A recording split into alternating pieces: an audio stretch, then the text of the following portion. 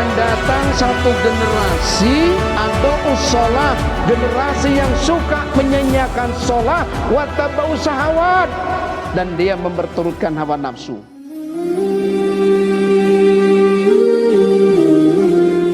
Ini insyaallah saya akan menyampaikan sebuah ayat, yang ayat ini bagi kita orang yang beriman selalu menjadi perhatian. A'udzu billahi minasyaitonir rajim. Ya ayyuhalladzina amanu taqullah faltanzur nafsum ma qaddamat lighad fattaqullah innallaha khabirum bima ta'malun. Ya ayyuhalladzina amanu, wahai orang-orang yang beriman, bertakwalah kamu kepada Allah.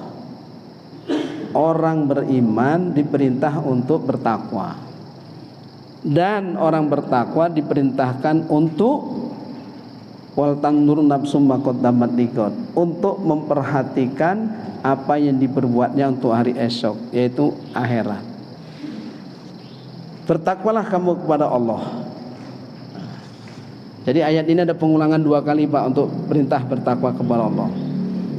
Hadirin yang dimuliakan oleh Allah Subhanahu wa taala, ayat ini memberikan pesan kepada kita bahwa orang yang dipanggil oleh Allah, pertama orang yang beriman, yang kedua orang yang beriman supaya menjadi orang yang bertakwa, kemudian orang yang bertakwa diperintahkan oleh Allah untuk memperhatikan hari esok, yaitu hari akhirat.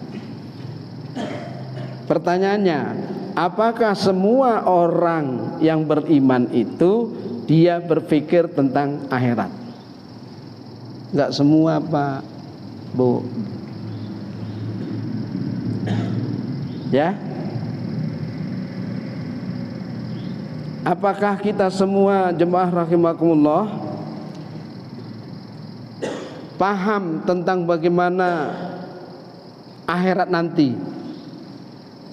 Nah, kalau kita nggak paham tentang akhirat, maka kita untuk melakukan amal akhirat tentu nggak terpikir oleh kita. Tapi kalau kita tahu bagaimana kehidupan akhirat nanti, maka kita akan melakukan sesuatu amal yang amal itu ada hubungannya, korelasinya dengan kehidupan akhirat. Maka banyak ayat bunyinya Pak. Contoh bunyi ayat atau mungkin bunyi hadis, ya, itu perintah melaksanakan sholat. Innama ya'muru masajidallahi man amana billah wa bil yaumil akhir. Barang siapa yang beriman, ya, hanyalah orang-orang beriman kepada Allah dan beriman kepada hari akhir, mereka itulah yang memakmurkan masjid-masjid Allah. Kenapa ada konteks bahasanya beriman tidak hanya kepada Allah, tapi iman juga kepada hari akhir. Artinya apa? Ada kehidupan setelah kehidupan dunia, yaitu kehidupan akhirat. Termasuk ada hadis, itu salah satu contoh ayat Pak, dan ayat-ayat yang lain juga tidak hanya satu ayat. Contoh hadis bahwa barang siapa yang beriman kepada Allah dan beriman kepada hari akhir, maka muliakanlah tamu, maka muliakanlah tetanggamu. Selalu disandingkan Pak, iman kepada Allah dan iman kepada hari akhir. Supaya apa? Supaya kita meyakini bahwa setelah kehidupan dunia ini ada kehidupan yang namanya kehidupan akhir, kehidupan akhirat. Tapi sekali lagi saya katakan, tidak semua orang yang mengaku beriman kepada Allah itu meyakini adanya kehidupan hari akhir. Benar nggak kira-kira Bapak Ibu? Nggak semua Pak. Nanti saya sampaikan contoh-contohnya itu. Maka pada kesempatan malam ini, di forum yang singkat ini, saya akan pertegas. Ayat yang saya bacakan surat Al-Hasr ayat 18 tadi itu menyuruh kepada orang beriman, orang bertakwa supaya memperhatikan kehidupan akhirat nanti. Kalau dalam bahasa diterjemahkan sama kita ringannya, hei Sukirman, kalau dalam bahasa Jawa ini kowe iki aja ngoyo urusan dunia tok, tapi ada juga urusan akhirat. Tapi jemaahullah, ternyata tidak sedikit orang yang sibuk dengan urusan dunianya, bahkan dia lalai terhadap kehidupan akhiratnya. Padahal dalam Quran sudah jelas, wabtahi fima ataqallahu darul akhirah wala tansa nasibaka minad dunya, di akhir ayat. Kalau diterjemahkan, wabtahi fima ataqallahu darul akhirah, ya, bahwa carilah kebahagiaan akhiratmu, tapi jangan kau lupakan kebahagiaan duniamu. Konteksnya kan begitu, Pak. Jadi gini logikanya, Pak, filosofinya. Kalau kita ngejar akhirat, ini dunia, Pak. Yang kita kejar ini pasti akan ngikut, Pak. Ini katut, Pak. Tapi kalau kita ngejar ini, tidak akan pernah ini kekejar, Pak. Tidak akan pernah. Tapi kalau kita ngejar ini, Pak, maka ini akan ikut dengan sendirinya. Ayatnya kan begitu. Carilah kebahagiaan akhiratmu, tapi jangan kau lupakan kebahagiaan duniamu. Tapi hari ini saya melihat tidak sedikit kita sebagai orang Islam yang justru hanya sibuk dengan urusan dunianya, urusan akhiratnya berantakan. Saya berani mengatakan berantakan apa? Yuk, Bapak tunjukkan bukti kepada saya. Jujur, siapa yang hari ini dalam 1 minggu ini, dari Ahad ke Ahad hari ini, yang sholat 5 waktunya, terjaga di awal waktu, dan berada dalam saf pertama dalam 1 minggu ini?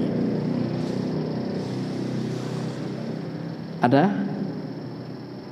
Kalaupun Anda mungkin malu mau tunjuk tangan, tapi kayaknya Pak sedikit.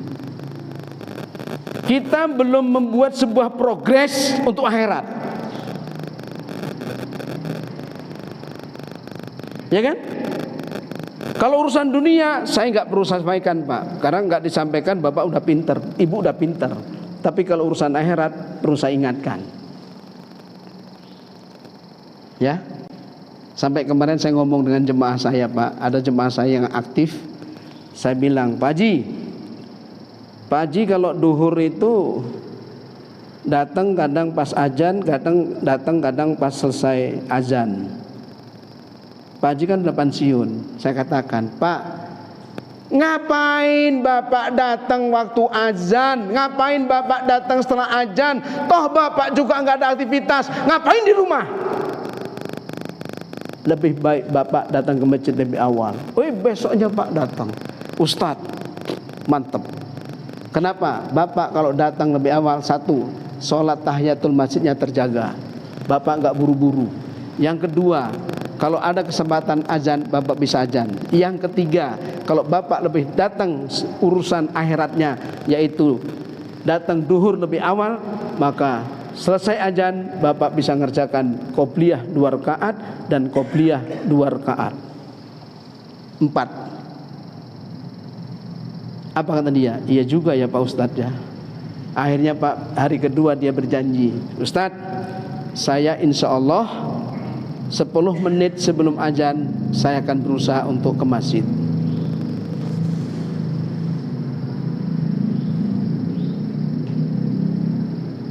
Ini perlu dievaluasi, Pak. Selama 2022 ini sholat kita itu seperti apa?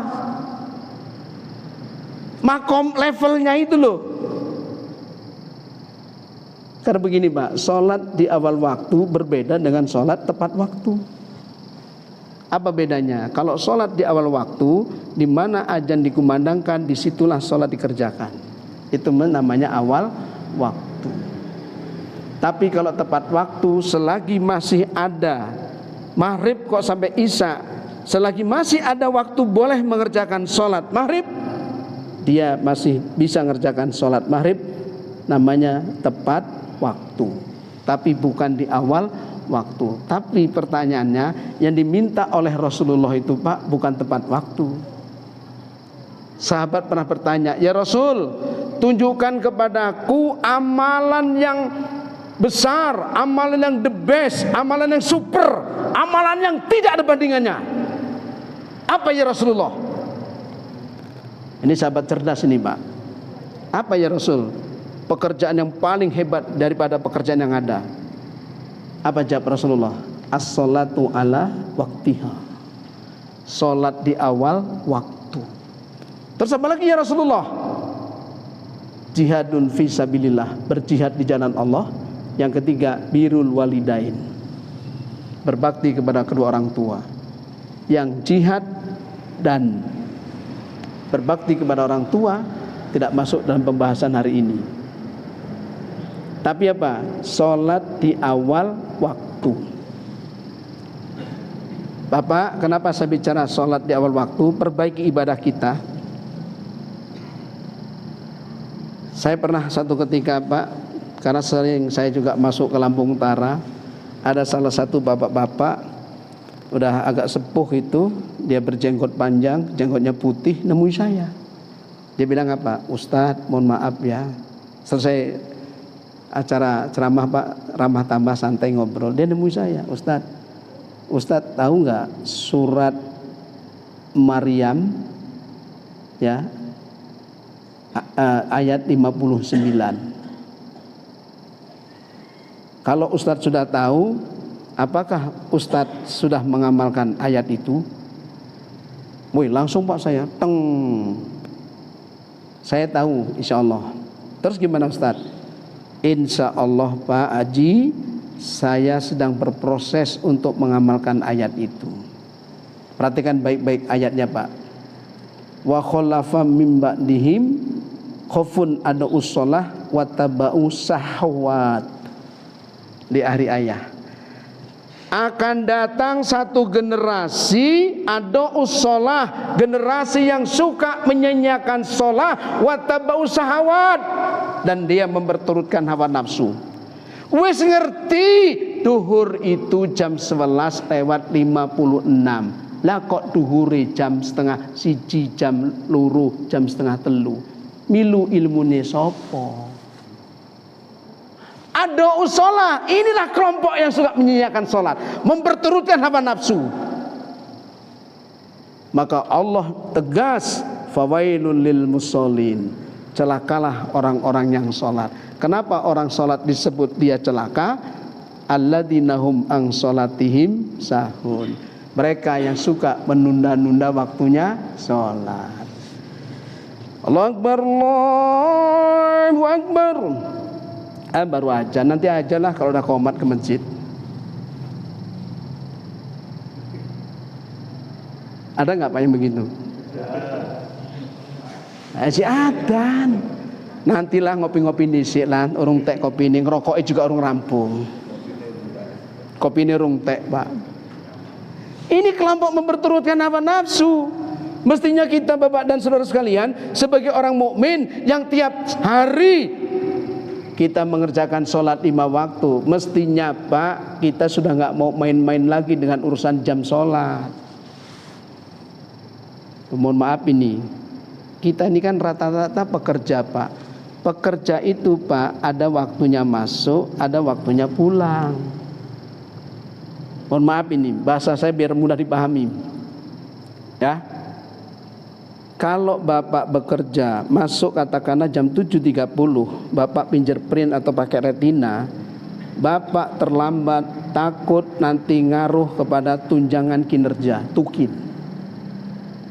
Karena begitu, contoh hari pertama lambat 5 menit, hari kedua lambat 10 menit, hari ketiga lambat lagi 15 menit, hari ke-20 lambat setengah jam. Itu diakumulasi, kena total berapa jatuhnya, dan itu akan mengurangi uang kinerja.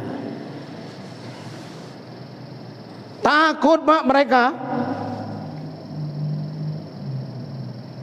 datang lebih awal untuk absen. Kenapa? Karena ini akan ngaruh dengan penghasilan. Berani Pak berangkat habis subuh kalau rumahnya jauh. Untuk apa? Ngejar absen. Ketika Bapak mau naik pesawat Garuda, kalau dulu jam 7 itu Garuda dari bandara Beranti ke Soekarno-Hatta itu jam 7.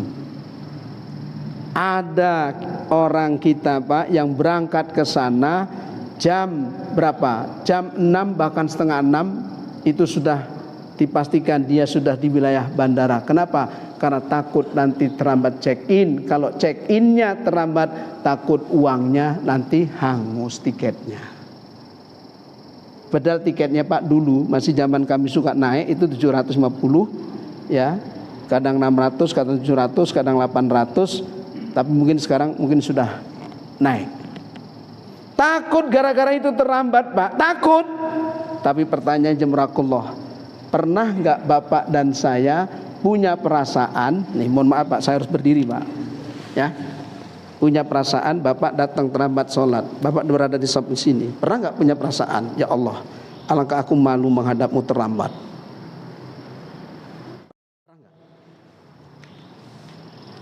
Pernah nggak? Ya, pernah. Cuek-cuek saja. Yang penting jemaah di masjid.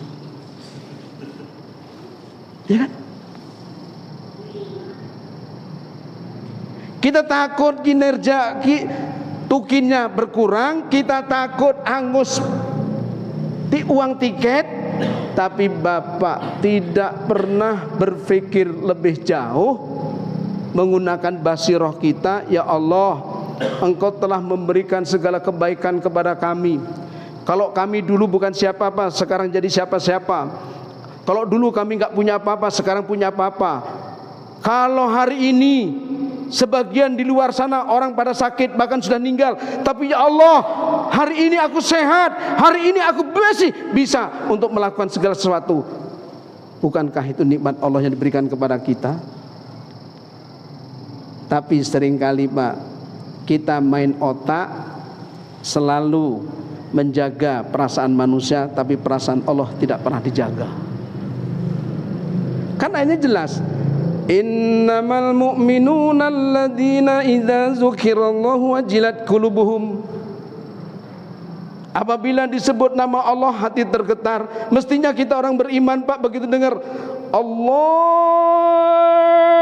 Akbar, Allahu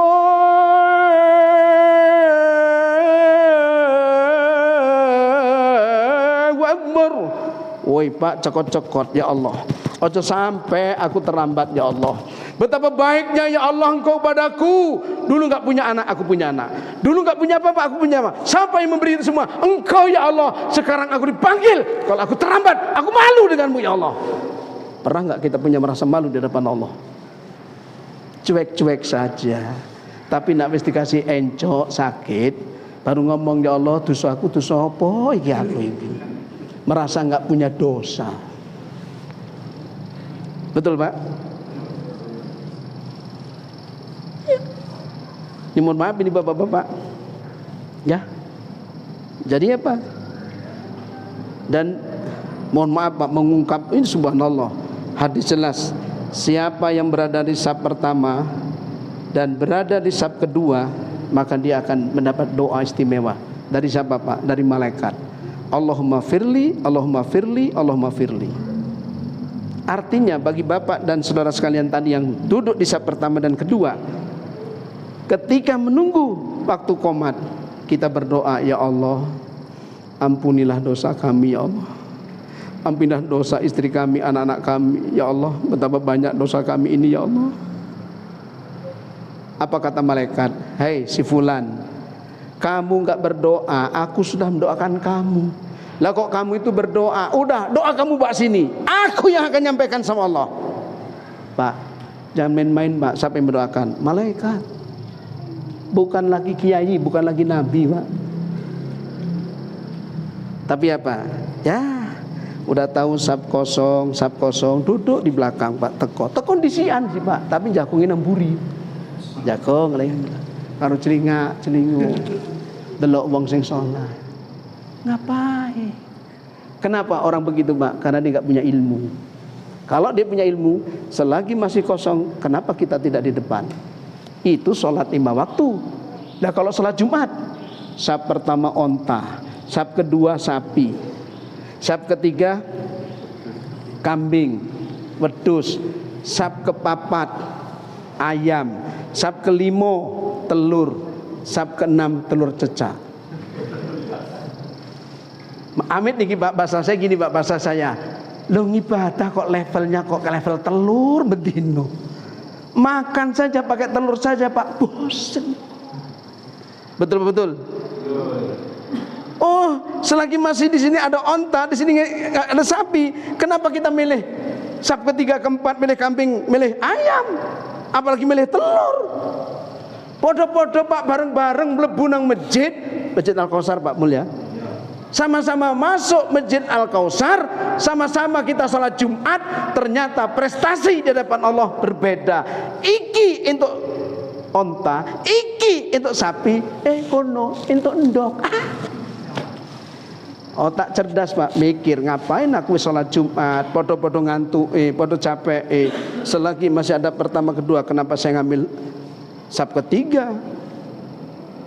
Cerdas gak Pak? Cerdas. Maka maksud saya tahun 2023 nanti Pak, kita harus ada deal-dealan kita dengan Allah. Maksudnya apa? Ya Allah, bantu kami, bantu saya ya Allah. Saya berusaha untuk menegakkan sholat 5 waktu, tidak ada istilah terlambat dan tidak ada istilah telat. Minimal di saf pertama, kalau nggak bisa saf pertama, setidaknya di saf kedua, biar dapat doa dari malaikat. Kalau yang ini ke sana Pak, nggak dapat doa, hanya dapat 27 derajat, sama dengan yang lain. Tapi ini Pak dapat plus. Hah? Ini namanya sedang berbisnis kita kepada Allah Pak. Kenapa ini nggak diambil sama kita? Itu peluang. Ini baru bicara sholat 5 waktu. Belum lagi amalan-amalan yang lain yang harus kita perbaiki. Tapi malam ini saya bicara fokus. Ayo, peningkatan ibadah kita Pak, mestinya dari tahun ke tahun Bu, mestinya meningkat. Kalau ditanya, Mas, jenengan sholat gimana? Ya, maksudnya gimana itu? Ya sholatnya jenengan gimana? Ya sebagaimana yang lain lah. Kapan sempat berjemaah ya berjemaah. Terus kalau berjemaah sampai di saf keberapa? Enggak nentu. Lihat sikon. Kadang pertama, kadang kedua, kadang ketiga, kadang enggak sama sekali. Nah, ini namanya belum punya progres untuk kehidupan akhirat. Ini jujur aja Pak, jujur Pak ya. Kalau orang masih berat untuk menjaga sholat 5 waktu di awal waktu, apapun alasannya, pasti orang itu Pak masih disibukkan dengan urusan dunia. Apapun alasannya. Kok jenengan terlambat kenapa? Enggak jauh-jauh Pak, pasti urusan dunia.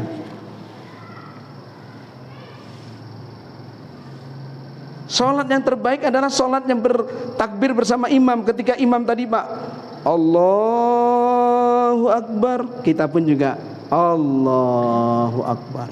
Itulah sholat yang terbaik. Inilah sholat kualitas. Bagaimana yang terlambat? Ya namanya terlambat Pak.